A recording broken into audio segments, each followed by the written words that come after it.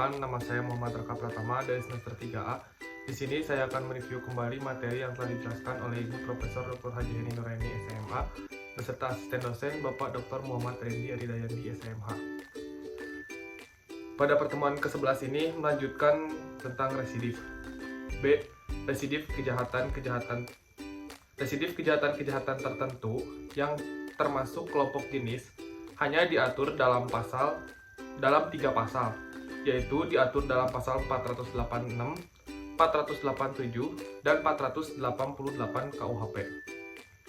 Adapun syarat-syaratnya adalah yang pertama, kejahatan yang diulangi harus termasuk dalam satu kelompok jenis dengan kejahatan yang pertama atau terdahulu. Kelompok jenis kejahatan termaksud adalah A. Kelompok jenis kejahatan pasal 486 KUHP adalah mengenai kejahatan terhadap harta benda dan pemalsuan.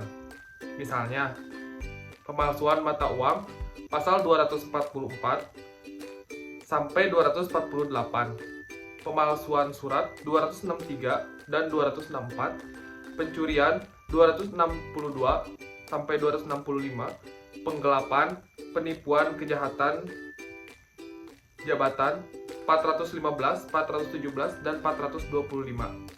Penadahan pasal 480 dan 481. Selanjutnya B. Kelompok jenis kejahatan 487 KUHP mengenai kejahatan terhadap orang, misalnya penyerangan atau makar terhadap kepala negara, pembunuhan, dan penganiayaan, serta yang lainnya. Yang C.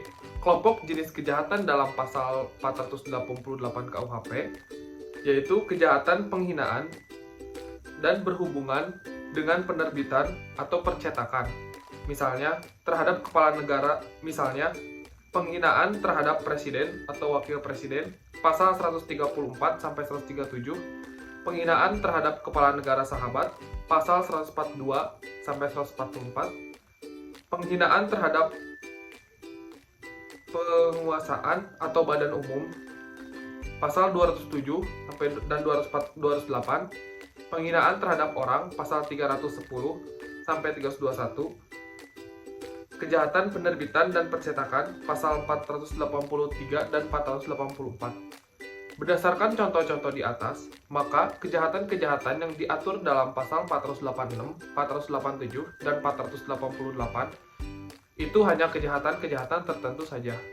Dengan demikian, maka dalam sistem KUHP, tidak semua kejahatan berat dapat dijadikan sebagai alasan residif untuk alasan pemberatan pidana.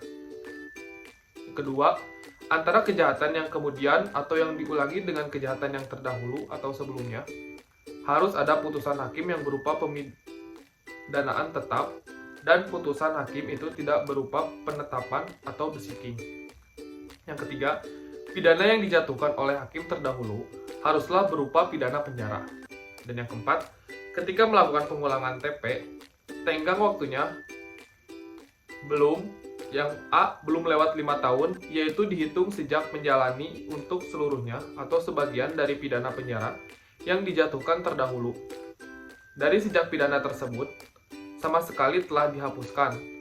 Dan yang B, belum lewat tenggang waktu daluarsa kewenangan menjalankan pidana penjara yang terdahulu. Demikian review materi pertemuan 11 dari saya. Mohon maaf apabila ada kesalahan. Wabillahi taufiq wal hidayah. Wassalamualaikum warahmatullahi wabarakatuh.